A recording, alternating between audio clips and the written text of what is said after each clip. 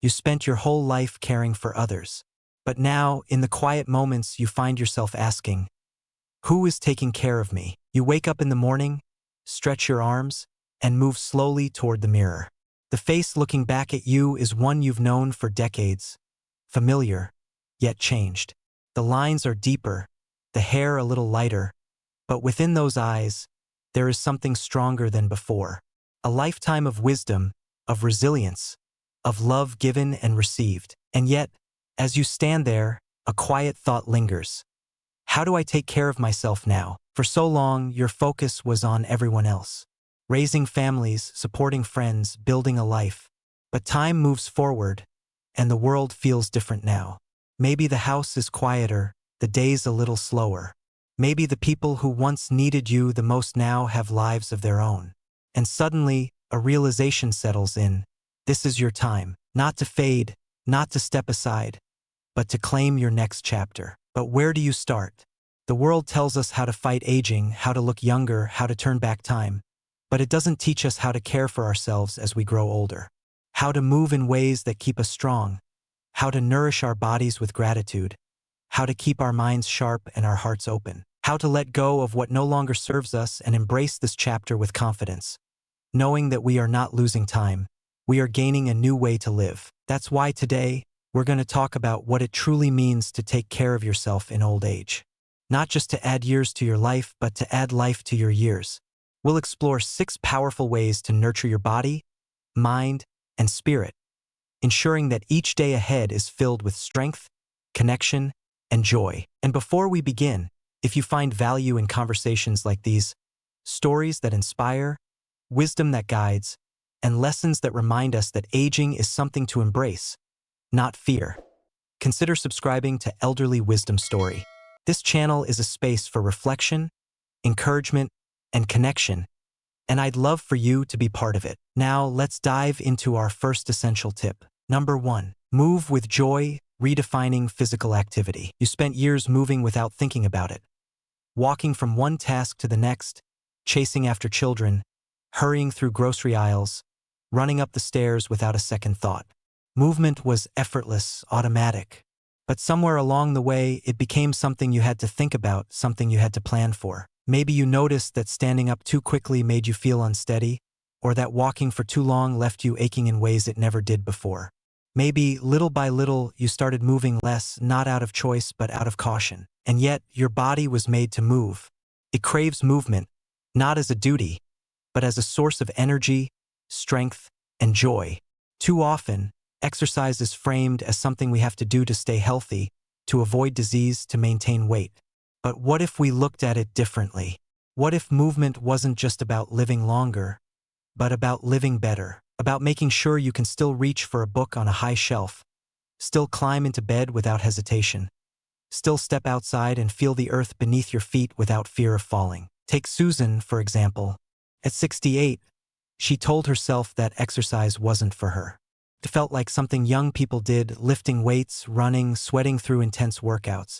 She convinced herself she didn't need it, that she was fine as long as she could get around. But over time, she noticed small changes.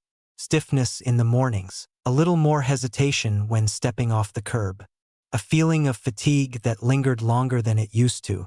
She ignored it, until one day, while playing with her granddaughter, she realized something. She was moving carefully, not freely. She was holding back. And in that moment, she decided she wanted more. So she started small. A few minutes of stretching in the morning, a short walk after dinner. She found a chair yoga class and, to her surprise, enjoyed it. Eventually, she rediscovered something she hadn't felt in years: the joy of movement. Dancing in the kitchen, feeling her muscles wake up as she reached and stretched, laughing at herself when she lost balance, instead of feeling frustrated. It was no longer about exercising just to stay healthy. It was about reclaiming her confidence, her independence, her sense of self. That's the secret. Movement doesn't have to be rigid or exhausting. It doesn't have to feel like a chore. It can be as simple as stepping outside and feeling the warmth of the sun on your skin as you walk. It can be gentle stretching in bed before your feet even touch the floor. It can be water aerobics where your joints feel weightless, free from the burden they carry on land. can be gardening, kneeling, reaching, lifting, not just for the plants, but for yourself. And if you're worried about balance, about strength, about the fear of falling, start there. Stand up, lift one foot for just a few seconds longer than you did yesterday. Shift your weight from side to side, testing your stability, reminding your body that it is still capable. Because it is. The key is to listen to your body, to honor what it can do rather than mourn what it cannot. Movement is not about chasing what was lost. It is about nurturing what remains. Ask yourself, what movement brings me joy today? Maybe it's stretching, maybe it's dancing, maybe it's just taking a deep breath and feeling your body wake up. Whatever it is, do it for the strength, for the freedom, for the simple pleasure of knowing that you are still here, still moving, still alive. Number 2, transform meals into moments of gratitude. Linda never used to think much about food. She ate when she was hungry, cooked when she needed to, and over time, meals just became another part of the day, something to check off the list. Sometimes, she'd eat in front of the TV, barely noticing what was on her plate. Other times, she'd just grab whatever was easiest. Cooking for herself didn't feel the same as it used to when the house was full. Felt unnecessary. One afternoon, while sorting through a kitchen drawer, she found an old recipe card. Her mother's handwriting, slightly faded, but still clear. It was for the soup her mother used to make every Sunday, the one Linda had loved as a child. She hadn't thought about it in years. For a moment, she hesitated. Was it even worth making it now? But something about seeing that recipe made her pause. She remembered the smell of onions frying in butter, the warmth of the kitchen, the way her mother would hum while stirring the pot. So she decided to make it. As she chopped, stirred, and let the broth simmer, something changed. The kitchen didn't feel so quiet anymore. The familiar smell filled the air, bringing back memories she didn't even realize she'd forgotten. And when she finally took a spoonful, it wasn't just food. It was comfort. It was home. Food is more than just something to keep us going. It connects us to people, to memories, to life.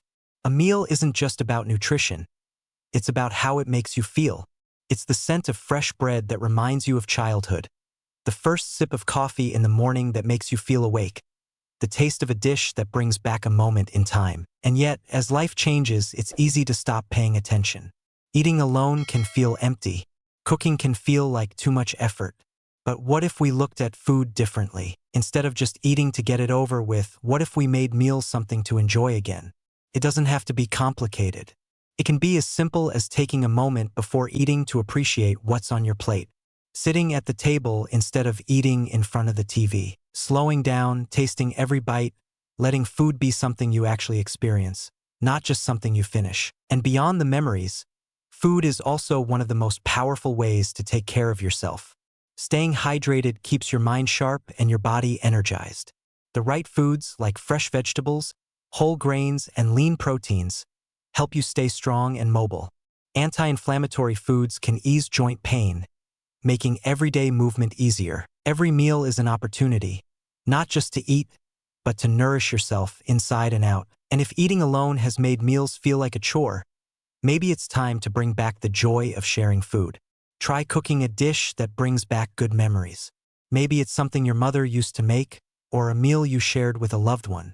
And if you can, invite someone over, even if it's just for a simple lunch. Food has always brought people together, and it still can. That night, after finishing her soup, Linda sat for a moment, just taking in the warmth of it all. It wasn't just the meal, it was the memory, the act of making something meaningful again. She hadn't realized how much she missed that feeling. And as she washed the dishes, she smiled, already thinking about what she'd cook next. Because food isn't just about feeding your body. It's about feeding your life. Number 3, keep learning, keep growing, engaging the mind. Mark had never thought much about learning new things at his age.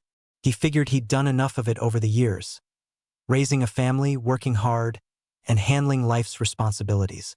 Learning was for younger people, he thought. His days of picking up new skills were behind him. But one afternoon, while helping his granddaughter with an art project, she handed him a paintbrush and said, "Try it, Grandpa." He almost refused. What was the point? He wasn't an artist. But something in her smile made him pause.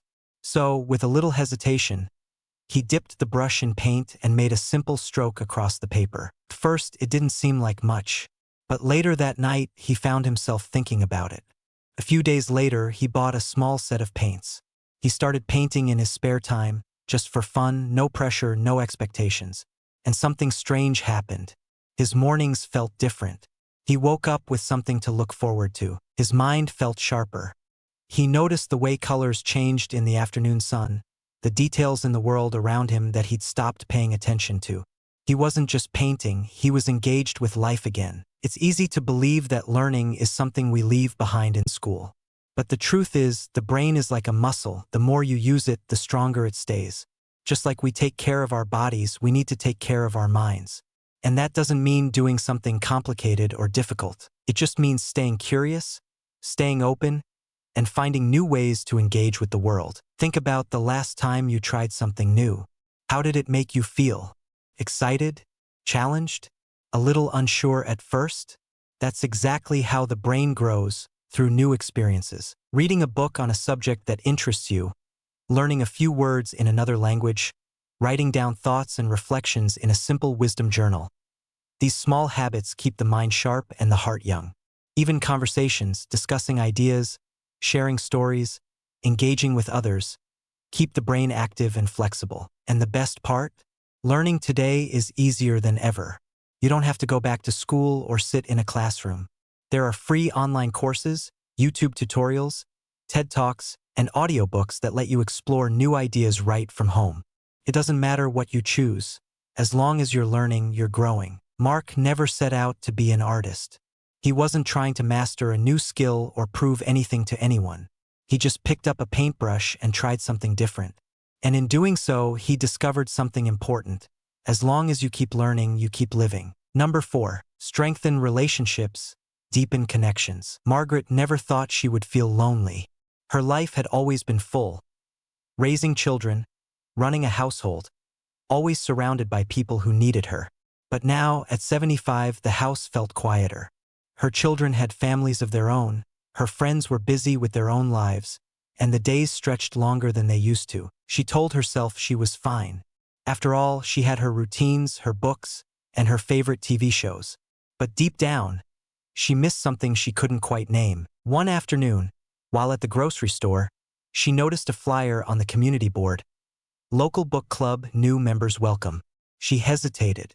She loved reading, but joining a group, meeting strangers? She almost walked away. But something inside her whispered, why not? The following week, she showed up, unsure of what to expect. At first, she mostly listened, nodding along as others shared their thoughts. But soon, she found herself laughing, debating, and even staying late to chat. Week by week, these once strangers became friends. And before she knew it, she wasn't just discussing books.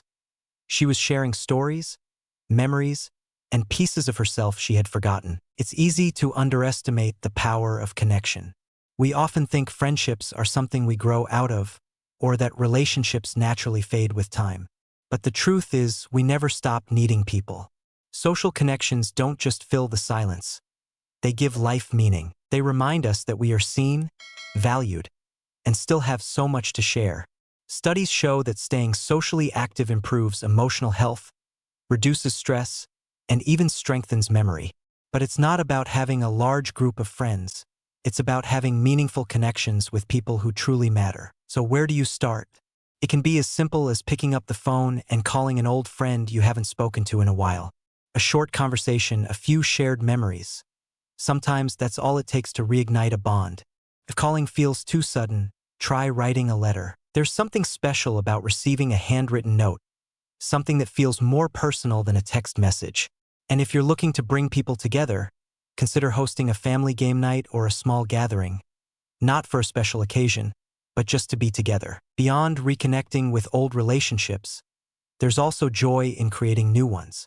A simple way to do this is by starting a wisdom circle, a monthly gathering where people come together to share life lessons, memories, or simply talk about what's on their minds. These don't have to be large or formal. They can be as simple as a group of neighbors meeting over coffee or a virtual chat with friends from different parts of life. The key is regularity, making connection a habit, not just something that happens once in a while. Another way to strengthen relationships is by giving back. Volunteering at a local school, mentoring a younger person, or even just offering to listen to someone who needs support can create deep, meaningful bonds. When we share our time, our stories, and our wisdom, we don't just help others. We remind ourselves that we are still needed, still valuable, still capable of making a difference. Margaret didn't expect a simple book club to change her life. But as she left each meeting, she felt lighter, more energized, more connected to the world around her. The loneliness that had once crept into her days slowly faded, replaced by the warmth of shared laughter, deep conversations, and the comforting feeling of belonging. And in the end, she realized something important: we never stop needing connection. We just have to take the first step to find it. Number 5, let go and make room for peace. George had always been a man who held on to things. Memories, mistakes, words left unsaid.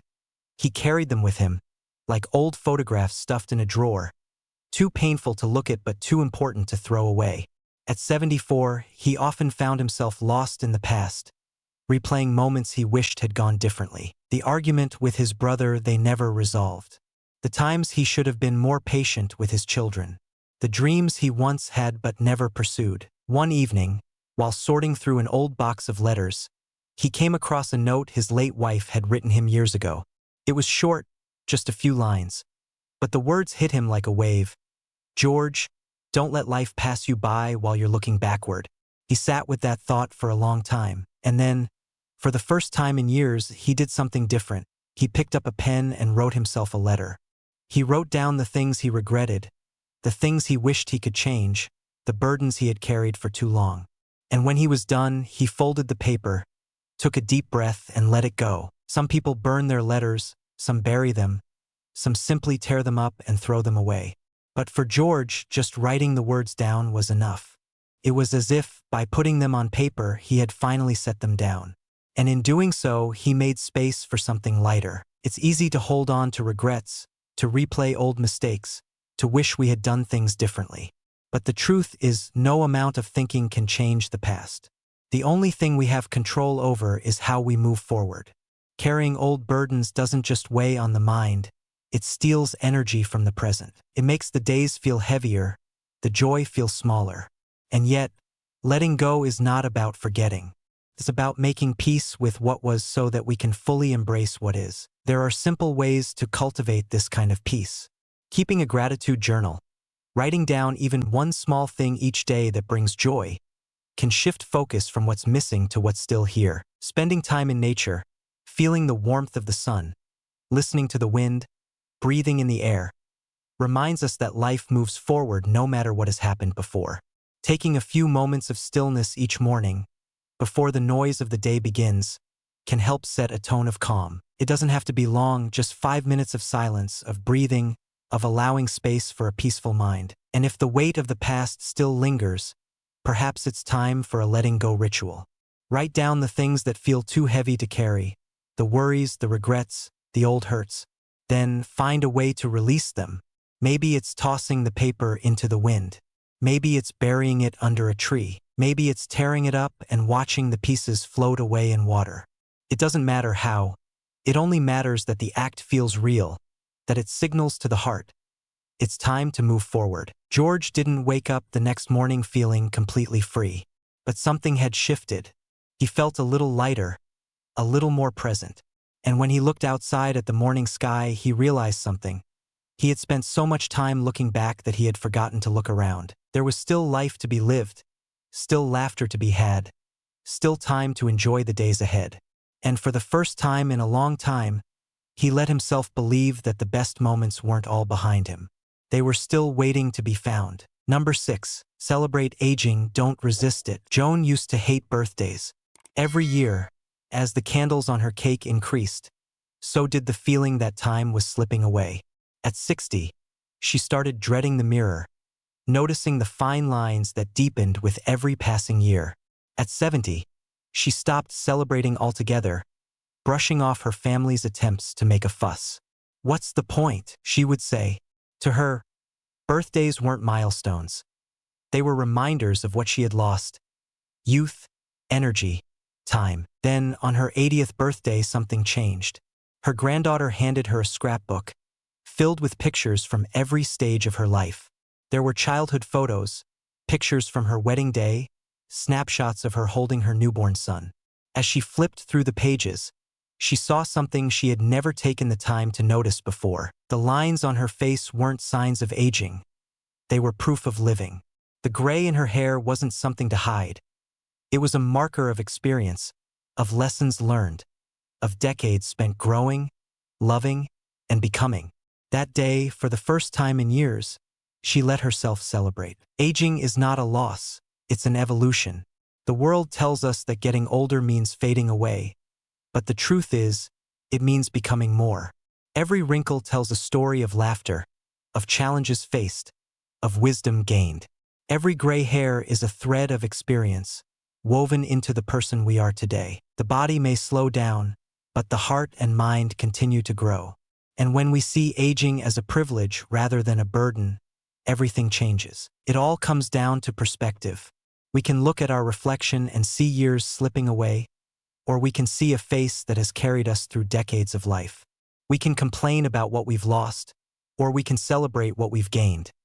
Resilience, understanding, a deeper appreciation for what truly matters. The choice is ours. So, what if we started celebrating instead of resisting? Instead of dreading birthdays, we could turn them into milestones of gratitude. A time to reflect not on what we're losing, but on what we still have. Instead of focusing on what we can no longer do, we could embrace the things that bring us joy now. One way to do this is by creating a soul bucket list, not of places to visit, but of experiences to cherish. Maybe it's writing letters to old friends, sharing family recipes with loved ones, or learning something new just for the fun of it. It's about filling the years ahead with meaning, rather than just letting them pass. And just as the body benefits from movement, the mind benefits from positive reinforcement. Daily affirmations, simple statements spoken out loud each morning, can shift our mindset. Imagine starting each day with words like, "I am growing wiser and stronger every day. I embrace the beauty of every season of life. I am grateful for the years that have shaped me." It may seem small, but the words we tell ourselves shape the way we see the world and ourselves. Joan no longer hides from birthdays. Now, when another year comes, she welcomes it with open arms. She laughs louder, loves deeper, and makes sure to celebrate. Not just the day, but the life she has lived. And as she blows out the candles, she no longer wishes to turn back time. She simply wishes for more days to enjoy, more moments to savor, and more stories to tell. Final thought: you are your greatest investment. At the end of the day, caring for yourself is not a luxury. It's a necessity. The way you move, the way you nourish your body, the way you keep your mind engaged, and the way you nurture your relationships all shape the quality of your life. Every choice you make to take care of yourself, no matter how small, adds up. It's what keeps you independent, strong, and able to fully enjoy the years ahead. Aging is not about what you've lost. It's about what you still have and what you can still do. Staying active isn't just about exercise. It's about keeping your freedom to move through life with confidence. Eating well isn't about restriction. It's about fueling your body so you can feel your best every day. Staying mentally engaged isn't just about preventing decline. It's about staying curious, staying inspired, and finding joy in new experiences. And building strong relationships isn't just about avoiding loneliness. It's about creating moments of connection that make life richer and more meaningful. So, what's one thing you can do for yourself today?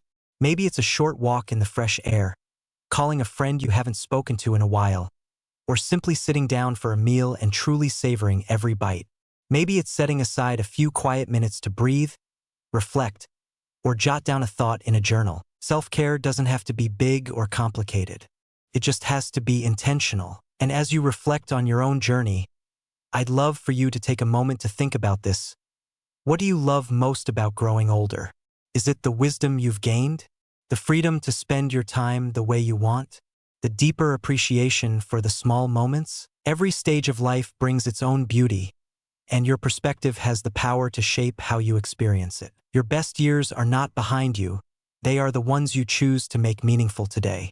Every day is a chance to take care of yourself, to embrace the life you have, and to create new memories that bring you joy. It's never too late to start. It's never too late to live fully. And it all begins with one small step, one act of self-care, one moment of gratitude, one decision to put yourself first. Because at the end of the day, you are your greatest investment.